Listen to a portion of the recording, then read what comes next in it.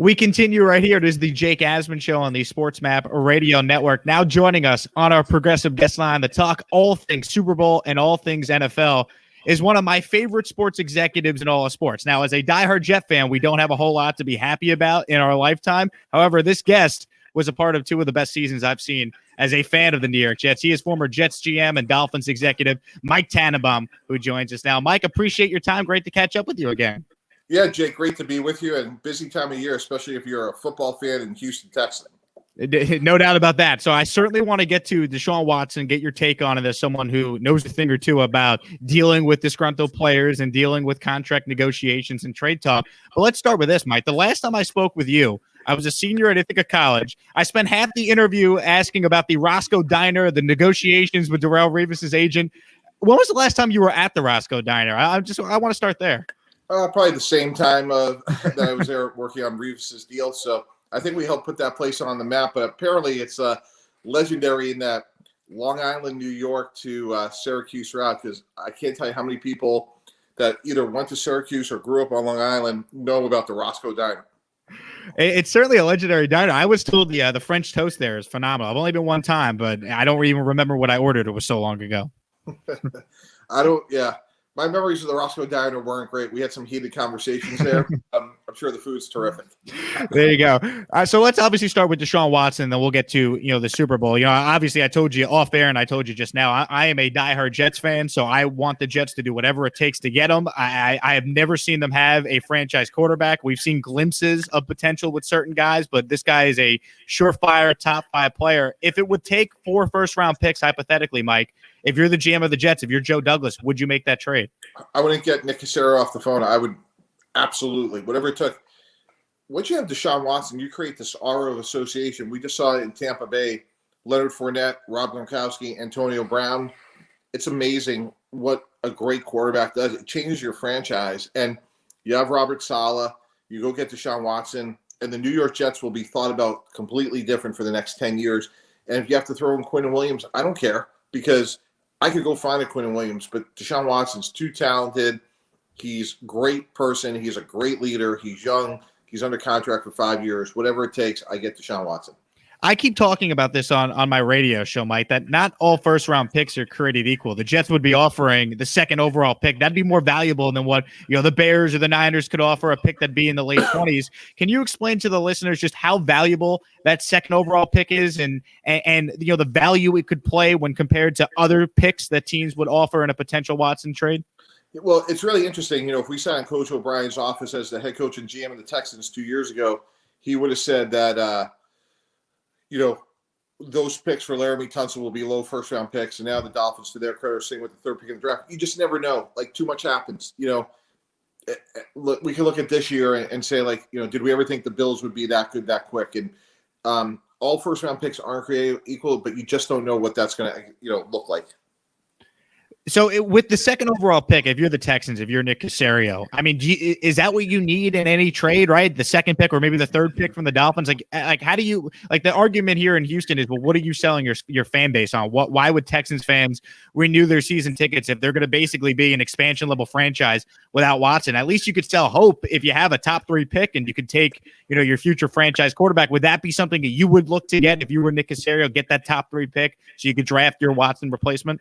Absolutely. But I think more fundamentally, Jake, I think the question that really needs to be asked is a very fundamental and basic one, which is Deshaun Watson signed an extension 6 months ago. What happened? And go fix that. You have the guy in the building. He's a great player. He's a great person. Go fix the problem.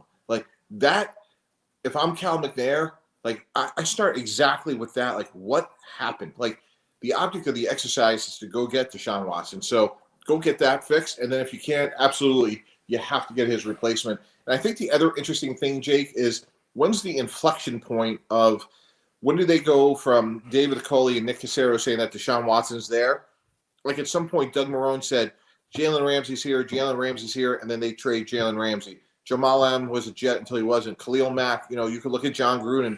He kept saying that Khalil Mack's going to be here. He's going to be here. And then at some point they throw in the towel. When does that happen? Does that happen tomorrow? Does that happen in August? They try to trade Deshaun Watson in August. They're going to get 50 cents of what they could get today. How can you imagine it got to this point, Mike? I mean, as someone who is, been with multiple organizations, I mean, you said it. The object of the game is to get a player like Deshaun Watson. I mean, what could it be that's not out there on how a relationship that seemed fine 4 months ago is now at a point where the player is requesting to be traded?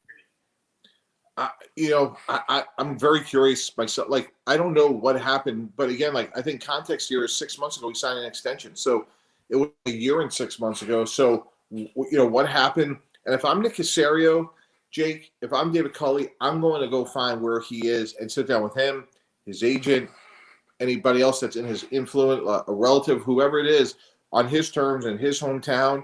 I bring a yellow pad, and I would keep asking question after question, like, what's going to make you happy? What's going to make you fulfilled? And just say, hey, let's flush the past. Don't know why it happened, how it happened. We apologize, and how can we fix it to move forward? Former NFL GM Mike Tannenbaum joining us here on the Jake Asman Show on Sports Map Radio. If you're the Texans, Mike, does Deshaun Watson's value decrease as time moves forward? Like, is his value going to plummet post-draft? How would you evaluate the value of Deshaun Watson if it gets to a point where the Texans do decide, okay, well, listen to offers, we're going to trade this guy? Yeah, I wouldn't use the word plummet, but it's going to go down. Like, so, for example, like if the Rams had an interest in Deshaun Watson a week ago, they're off the board. And every time, and it could be somebody like Andy Dalton or Jameis Winston, but there's going to be less of a market as we go on, not more of a market. Just looking at, the possible options for the Texans here, if Deshaun Watson withholds his services, I mean, if you're the Texans, do you call his bluff? I mean, do you play hardball with him? I mean, I'd love to ask you about different scenarios to compare it to, but this is so unprecedented. We've never seen a quarterback this good with cost certainty through 2025, request to be traded. Yeah, I agree.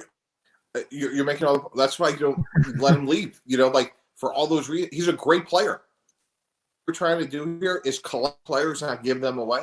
So, I think it's so fundamental for David Culley. Like, nothing's more important than for David Culley and Nick Caserio to go find Deshaun Watson and sit down with him. No, there's nothing else they can do, and that's more important. Looking at, the Stafford trade for a moment, Mike, I think obviously, the Rams go all in by trading away, extra first-round picks to unload the Goff contract and get Stafford. My question to you is this: when you evaluate Goff versus Stafford, is Stafford that much more of an upgrade in your mind over what they had in Jared Goff? I don't think so. When you factor in injury and the fact that greatness is about making people better, Matt Stafford hasn't won a playoff game. I think he's better, but I don't think it's a massive upgrade. And I think this was a great trade by the Detroit Lions.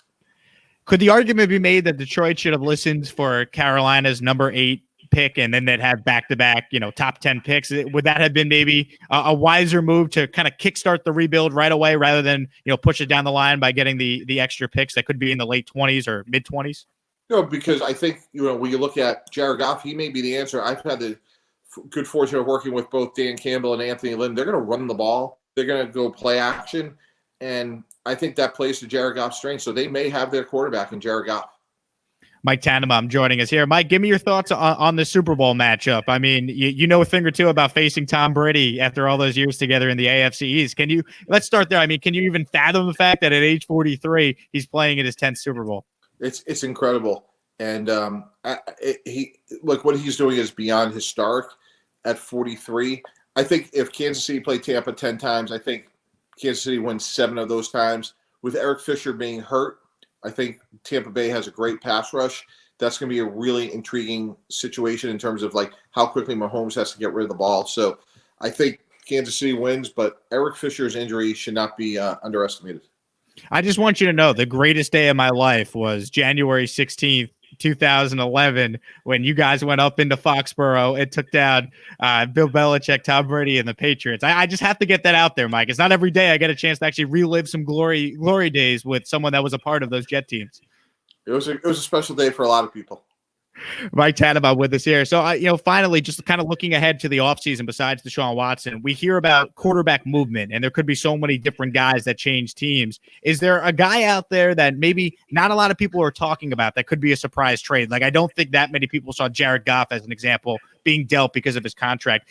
Could you see like a Carson Wentz maybe being dealt or someone of that ilk that might be tough to move, but hey, it's the NFL, and it seems like there's been more quarterback movement than ever the last couple seasons? I think a situation bear watching is the 49ers. I think they're a championship team except at quarterback, and I think they know that, is my sense of that situation. So I would not be surprised if there was another quarterback besides Jimmy Garoppolo under center on opening day. And if healthy, I think they're a really good team.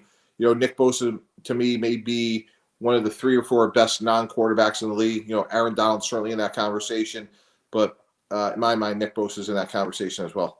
And please do me a favor, Mike. Put in a call to Chris and Woody, in Florham Park, and tell them, hey, you got to get Deshaun. You got to. This would be much better than getting an aging Brett Favre. This guy is 25 years old. I see him up close in Houston, Mike. The Jets need that player. Let me tell you. I don't disagree, Jake. Absolutely. He's Mike Tannenbaum. Of course, you can watch him now on ESPN. Mike, I can't thank you enough for doing this. Thanks so much for a few minutes. Enjoy the game on Sunday, and we'll definitely talk to you soon. All right, great. Thanks for having me, Jake. We'll take a quick break and continue. It is the Jake Asman Show here on Sports Map Radio.